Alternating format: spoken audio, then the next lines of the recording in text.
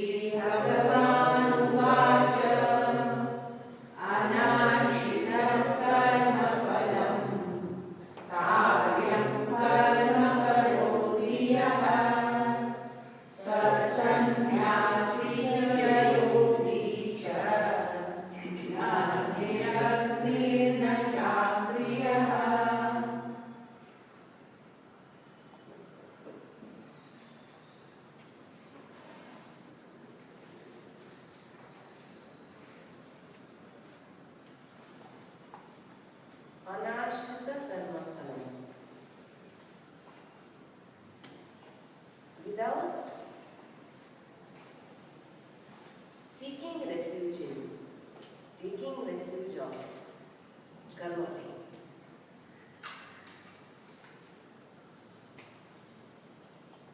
Seeking refuge in means it's not that you don't think of it.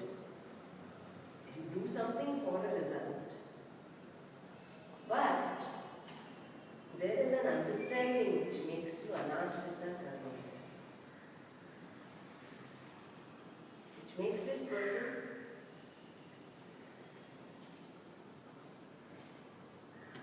not dependent on the result.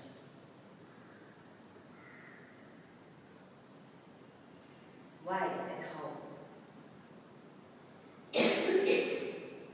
There is a certain understanding of life based on these 4 purusharthas: Dharma, Artha, Kama, Moksha.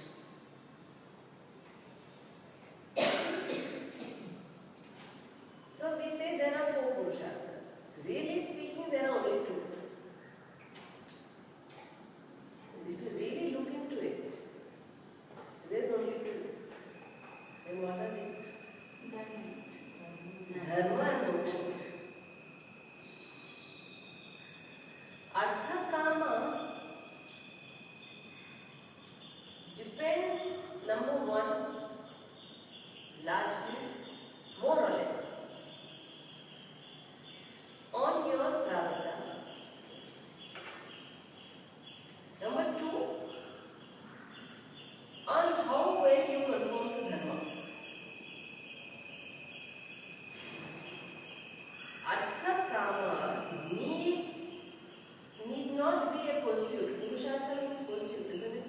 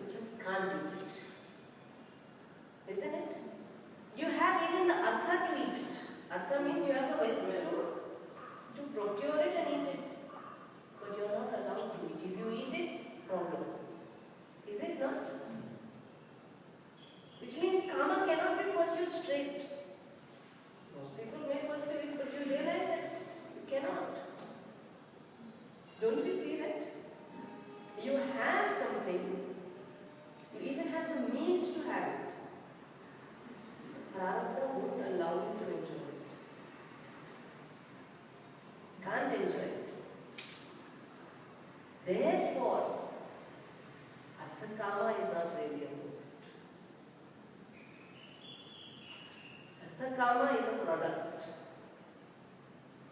of what you put in through Dharma. That is the way it is.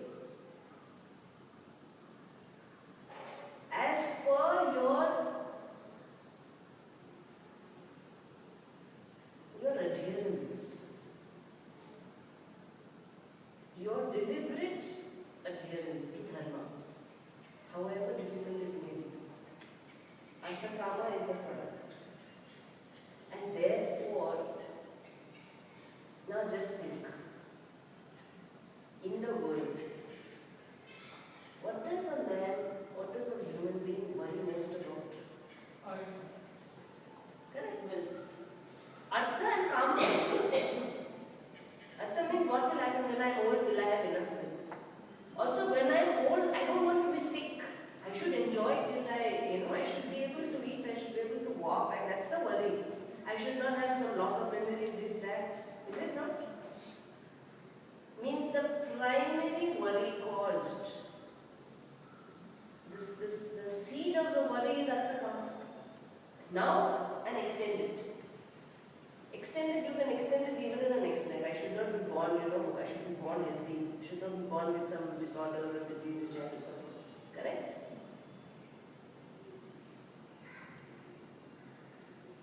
Which means what? Look at this. Look at what the Shastra tells us. The whole of humanity is worried. And what is the seed of the worry? Artha Kama. What is the truth? You need not even work towards it. Forget worry about it. You need not work towards Artha Kama. What should you work towards? You worry about them. These two will follow. They won't escape you. So you see the major mistake we make. It's the large mistake we make is run for Artha Kama straight. And okay, Artha Kama no problem as long as you keep to Dharma. The problem is Dharma is violated.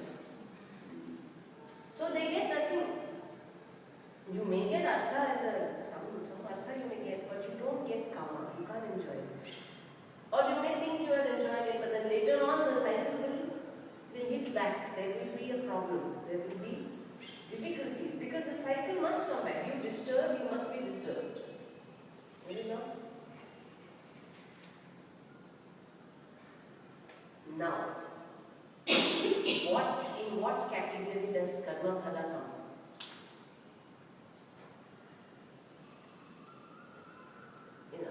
Dharma, Artha, Kama, Moksha. In what category does that? Does karma phala come? What is karma phala? Where does it fit in this? In this world. Artha and Prarabdha. Moksha. Think carefully. Moksha is not karma phala. Moksha is already you.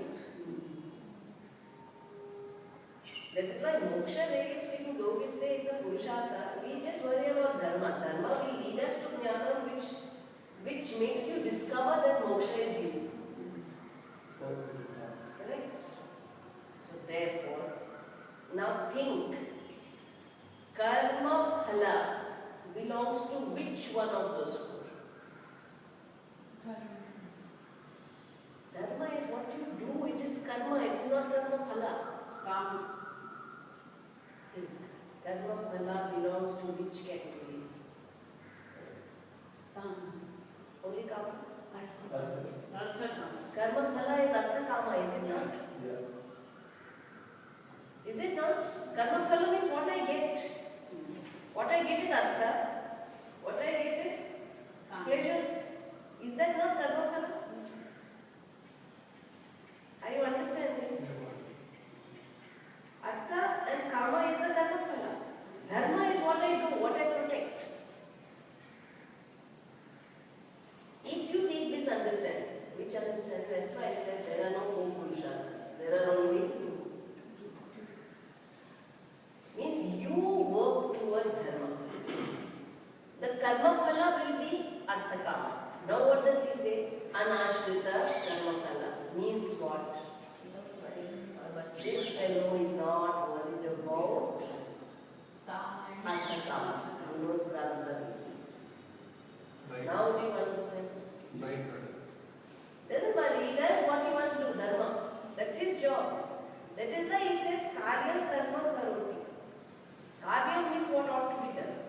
We saw that. Depending on your role, your status, your position, varna, ashrama, you have karyam karma. He does karma according to dharma.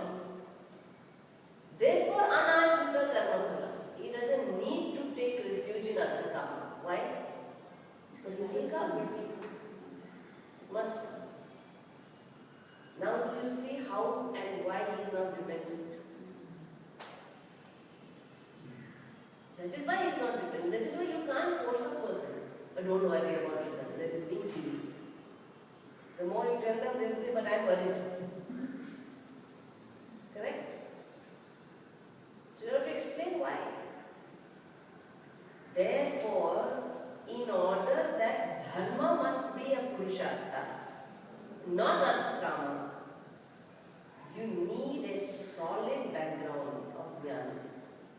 Otherwise, you will not follow dharma.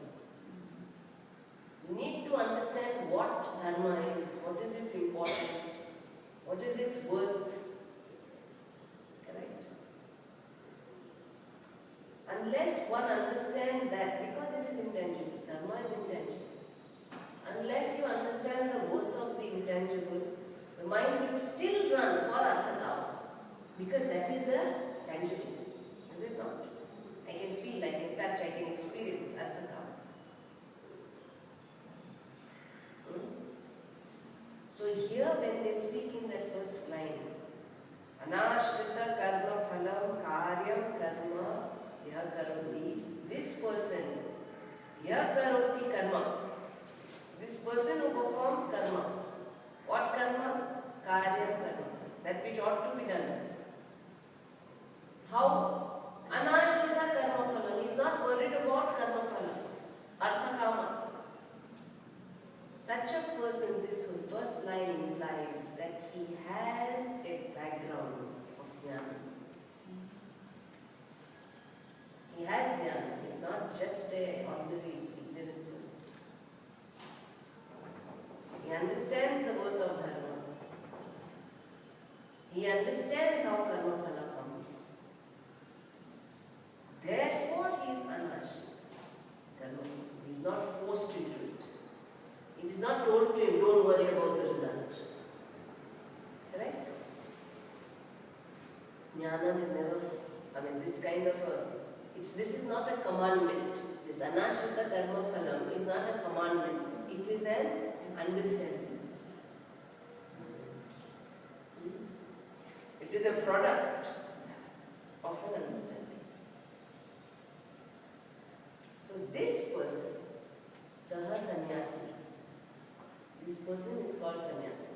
If he has this understanding, this person is a sannyasi. This understanding, sa sannyasi, sa yogi cha, he is a yogi. Such a person is a yogi, a sannyasi.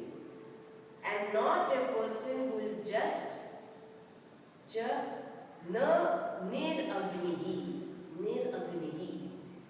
See, agni here stands for all the rituals that a grihastha must do.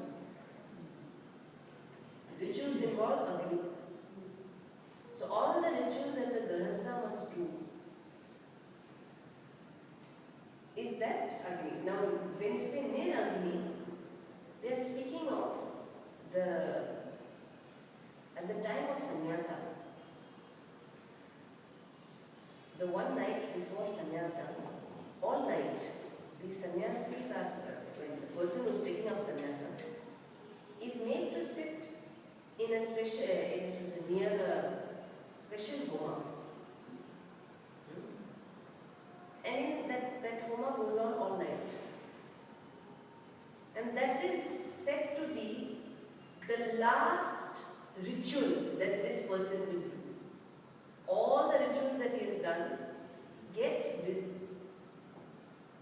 absorbed in this, or dissolved, not dissolved, you can say get, you see they are finished. It is a symbolic ritual to say now no more ritual for you. Now you have become niragni.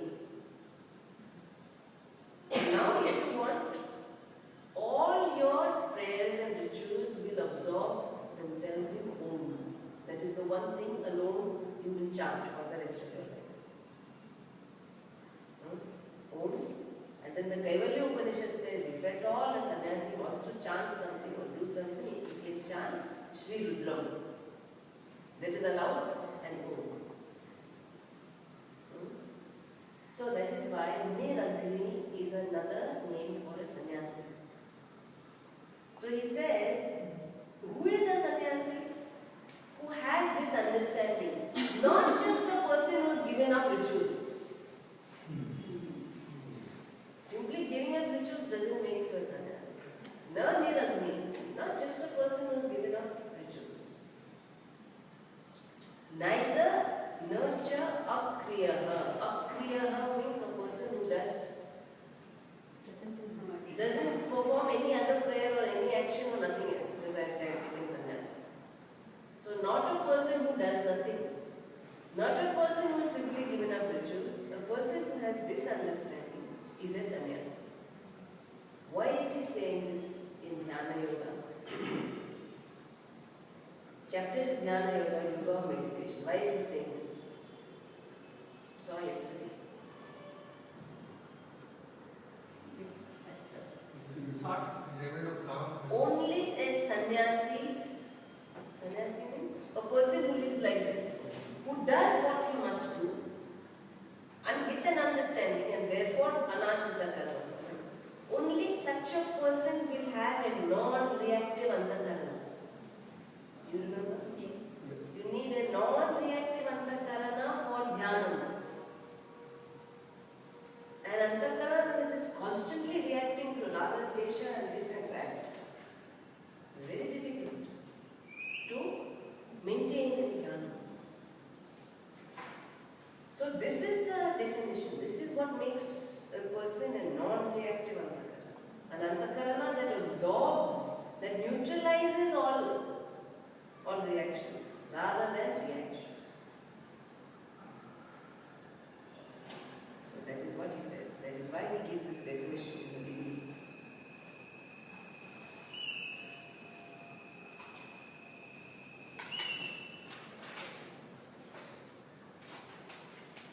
Kriya also, see the last word, nurture a kriya. Kriya also means any kind of tapas, dhanam, yajna, that is all involved in kriya. So, a sannyasi no longer gives dhanam. He is the one who takes diksha, correct?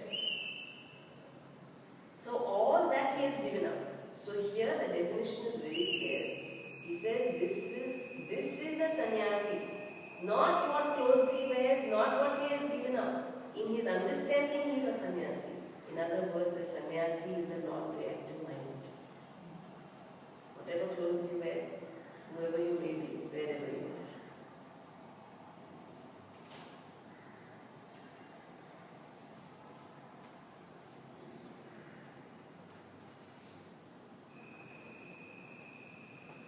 Now,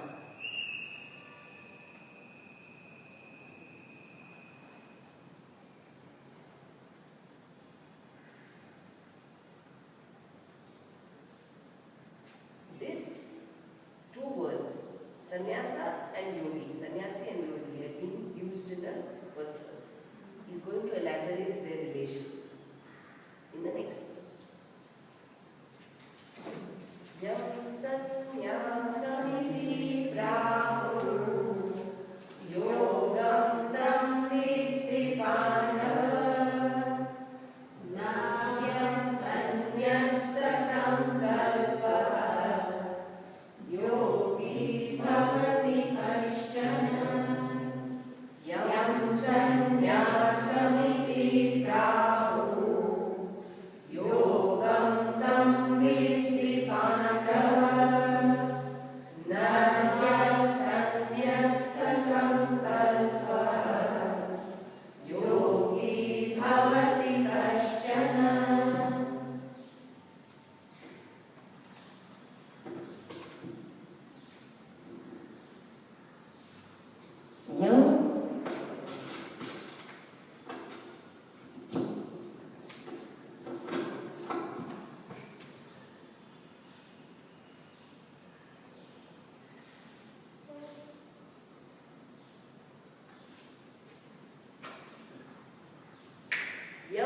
sannyasam iti prahu. Prahu means they have said. Who is the they have said? So the ancients, the wise, the sages. So they say, this is sannyasa. Yam sannyasam iti prahu. They say this is sannyasa. Vidhi tam. You should know it. Tam vidhi, you should know it.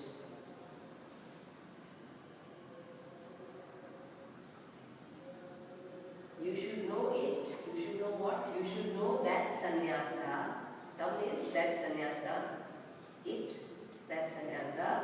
To also be yoga. Yogam tam vidhi he pandava. Know whatever we have said as sannyasa, know that as yoga. Why? See, in the Shastra, something is very interesting. Whatever is a state, a goal, whatever the characteristics of the goal are, the same characteristics become also the means to that goal. Suppose you say, sannyasa is objectivity. Yoga means trying to be objective. Sannyasa is one person who has jnana. Yoga means an attempt to gain that same jnana.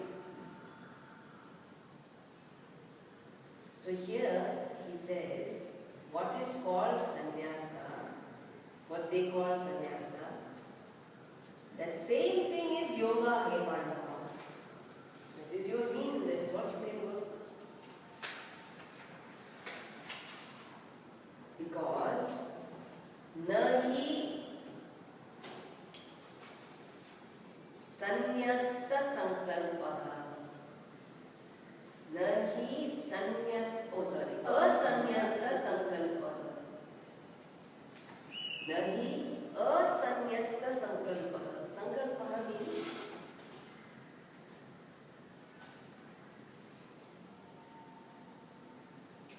constant thoughts which pressure and push you to run.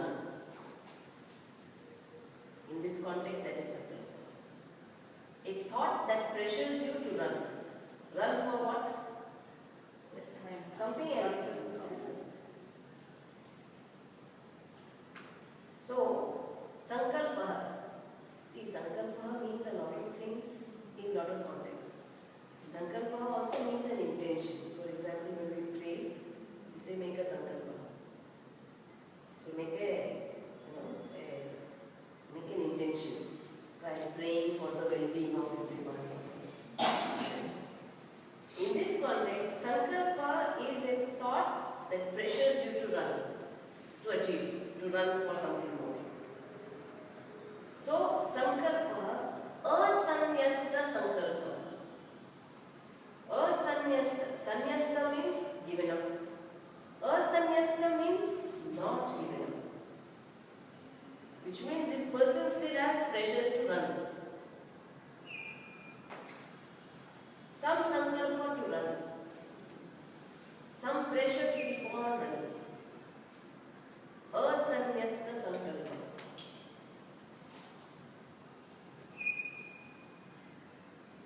You know, there is one story.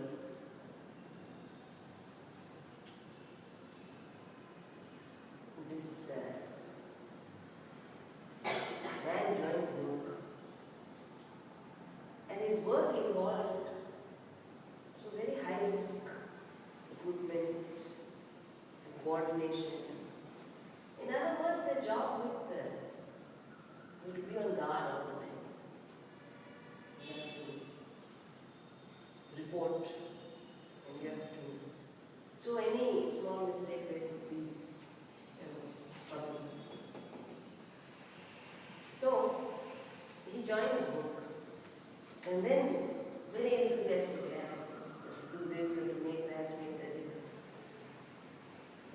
looks at him and says, I have, before whatever you think is priority, I have number one priority on my list. We are going for a drive. She says, where is some work? Just come with me. Number one priority, first day joins. And the boss takes him to, this is a very qualified man who's joined. So the boss wants to show him something. Just come with me. And he takes him to a place outskirts, quiet place, and there is a small cave-like structure, and in the cave there is a little water accumulated. There is a stream where water comes into the place, small water body. And after that, since water keeps flowing, this water then this stream pushes the water out to a huge waterfall. And then the water goes crashing down in some waterfall. So it's a very scenic place, you have to imagine. There's a cave, there's a stream leading to the cave, and in the cave there's water body, so there's some water there. And there the water is calm because it's a little deep. But then you can also see that when the water overflows, it moves towards the waterfall slowly. Keeps moving. And that waterfall, water comes from other directions also. So this is one stream, this water trickling. The boss takes him there. Most beautiful clean, most quiet, nobody there. He says, come and sit. And they sit there. Then he says, look at the water. And it's very beautiful because there is some sunlight shining in. So you can see the water. You can see some fish in the water. You know, salmon, salmon fish. They are swimming in the water. And the water is very calm. So there are fish swimming on top. And there are some fish deep at the bottom, just lying still because the deeper waters are calm. And you can see it clearly because there is sunlight shining right through the water. The boss sits there. He says, you sit here, watch. This fellow is very amazed. We have work to do. What am I going to do watching fish?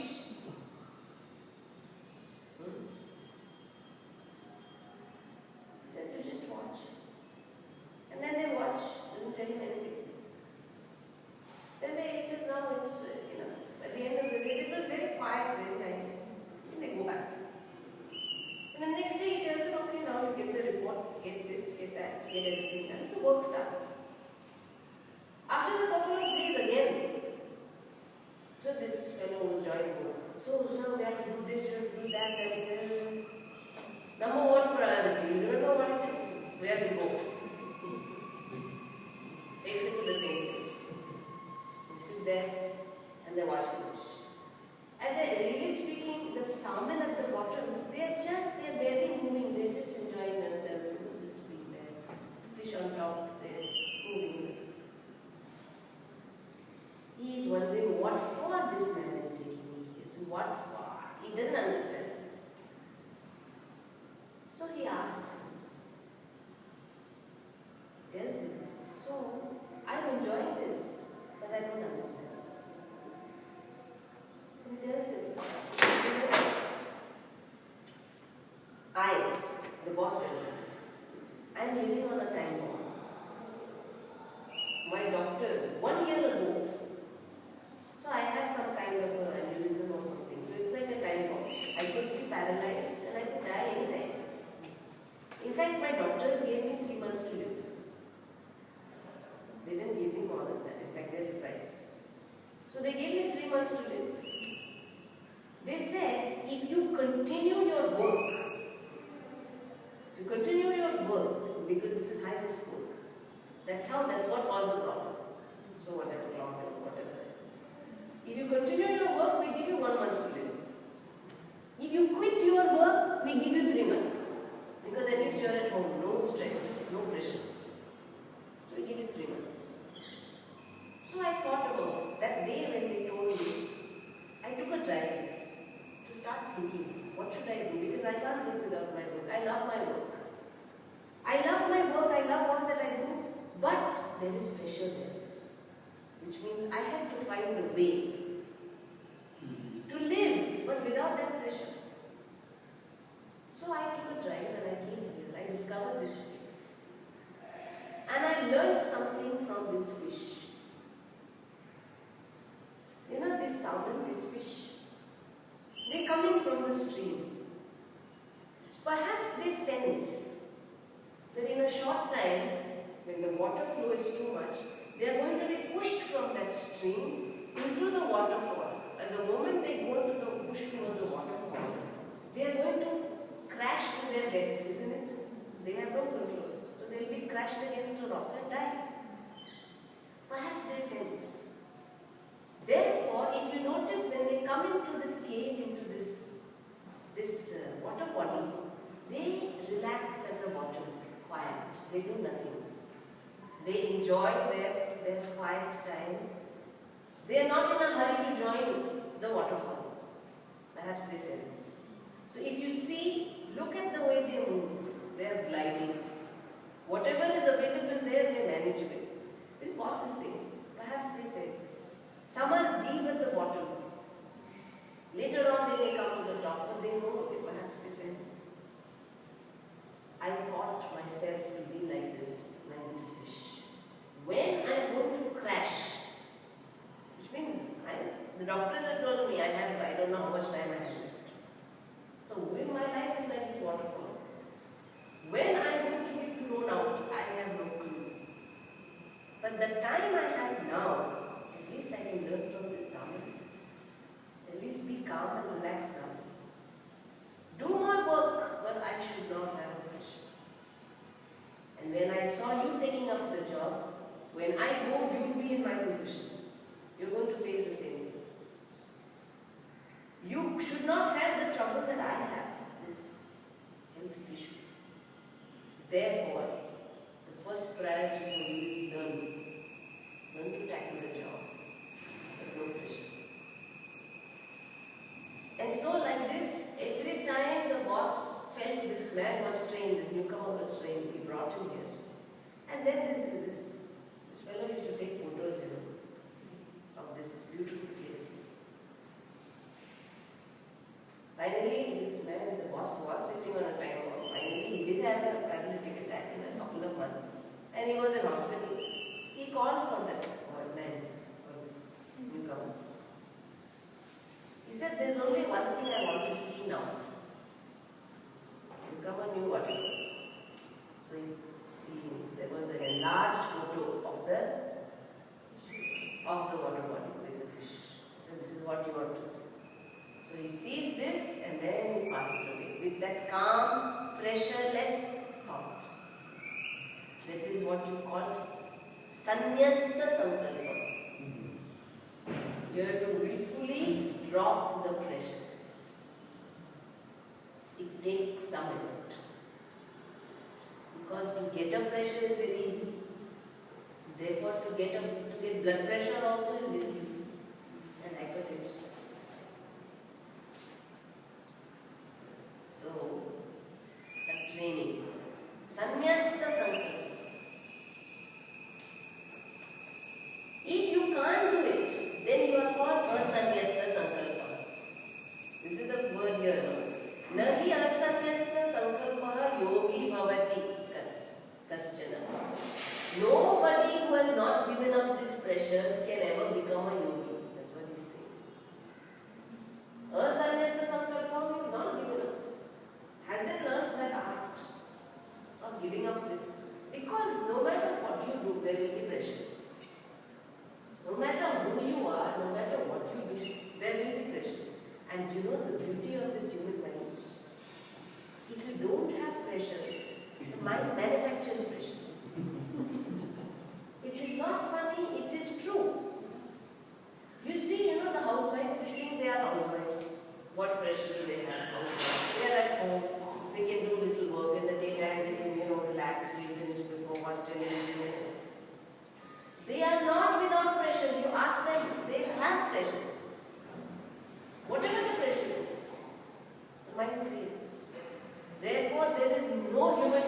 without pleasures. Not possible. You have to learn to be a to be sannyasta sankalpa. Because he says, asannyasta sankalpa, kaschana, somebody who is asannyasta sankalpa will never be a yogi. Nahi yogi bhavati. Not possible. So you have to find your mode of handling pressures. This boss found his mode. It's just an example, just a story. To give you an example, you have to find your mode. What is it? What can you do? What can you think of? Or maybe just sitting in a garden, sitting watching the sunrise, whatever it is, to think about your pressures and to resolve them. Because what are pressures for? What is sankalpa for? Artha kama, isn't it? So to dissolve the artha kama pressure, you need jnana. You need to reinforce your commitment to dharma. Never mind artha kama, it will come. What must come will come. That is the firm faith they have. See, that is what you call as faith in Ishvara. You can say, I have not of faith in Ishvara. What is this faith? What do you mean by faith in Ishvara? Can you explain? Don't we say, lot of faith, I have lot of faith in Ishvara. What do you mean by that? What does that faith give you? What does it help you with? Peace of mind. How? You say whatever happens is for the best. Faith in Ishvara. What is Ishvara? Ishvara is the cycle of karma, isn't it? So if I put in what I must dharma, faith in Ishvara means I don't have to worry about artha kama, which means I don't have to worry about these pressures of gathering artha kama. Let it come. Now are you able to see all these are pointers for what? An non-reactive mind. What makes you react is always pressure, rather pressure. I had to get this, I had to get that, I had to do this. And yet, karyam karma karoti. Yaha karyam karma karoti, which means not sitting back doing nothing. He does exactly what he ought to do. Are you able to see? In one verse, he is trying to explain the preparation for jnana. If you have this, then slowly you are getting ready. Are you understanding? Very important. This verse should be memorized. What memorized? First verse and this sentence. First verse should be memorized. Here he is just adding on to it. Then let us see. What is this? Verse 3.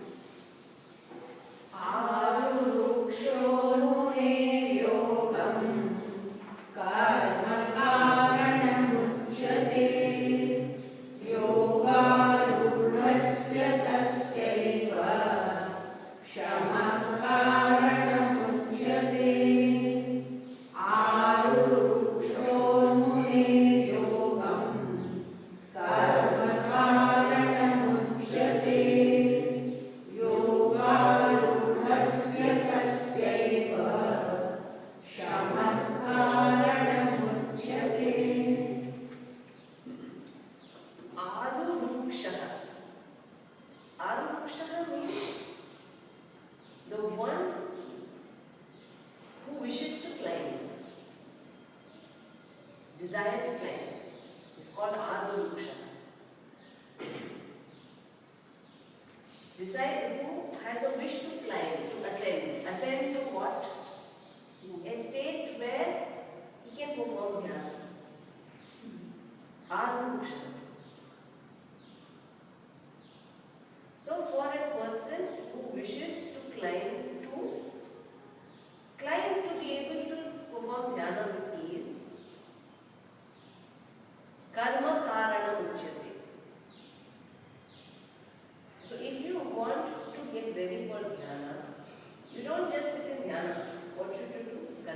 Karma Yoga. Karma Yoga, how? Anashrita Karma Phala. That's one thing. Karya Karma. So, perform Karya Karma, Anashrita Karma Phala. That is the means. Karma Karana Uchyate. So, karma is the means to get you ready for dhyana. So, for those who wish to get to dhyana, karma is the means. Then, yoga rudasya. So, yoga arudasya. Aruda means now you're climbed and you're sitting, committed to yoga. Arudha is a firm in yoga. So firm in karma yoga. There is no doubt about dharma. There is no doubt about karma yoga. Yoga arudasya, the one who has firm commitment, for whom yoga comes with ease, karma yoga comes with ease. So in other words, if karma yoga comes with ease, which means he is already climbed to what? To get ready for dhyana. So for such a person, yoga rudhasya tasya, for that person, shama karana uchyate. Shama. Shama in this context means withdrawing thoughts from all other directions and staying with yourself. Meditating on yourself by withdrawing. Shama means withdrawing. So the capacity to withdraw thoughts from all other pressures. Now there are no pressures because karma yoga is done. Correct? So because the pressures have come down, because all the raga dvesha has come down, Shama is easier to perform. Shama is what? Collecting all the thoughts and meditating on yourself. Meditating on the meditator. Means what? What are you?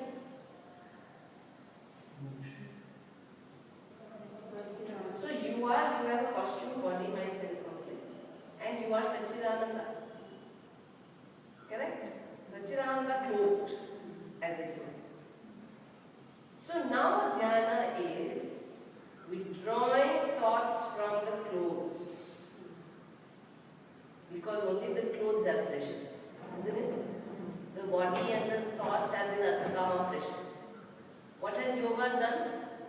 It has managed to handle these clothes. So raga dvesha has come down and the pressures have come down, isn't it?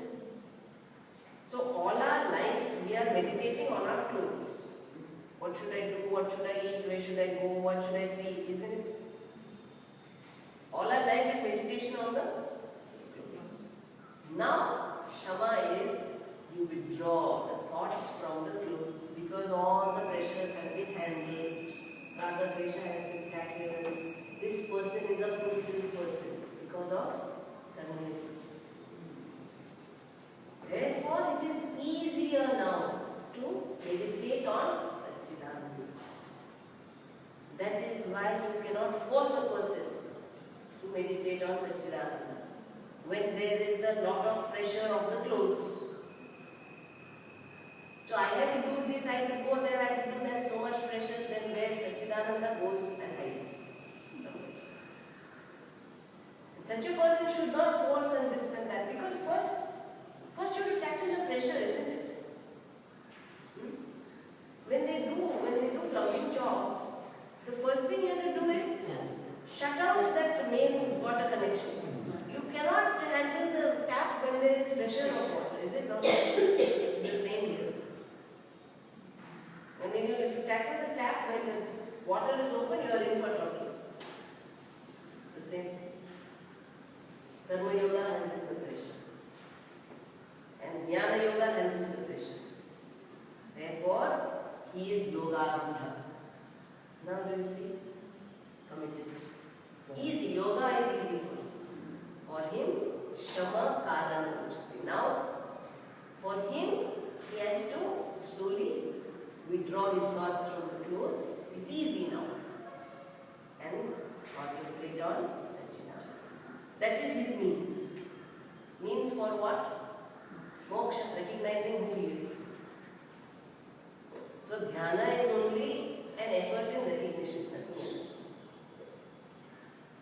An effort in recognition. Recognition of what? What you already are. It's a recognition.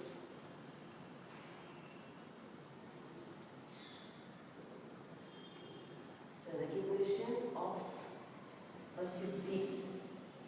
Siddhi means you have already achieved. You already are mukta. Isn't it? It's a recognition that I am already. So for that, Shama is the cause. Are you able to see the thought progression? One by one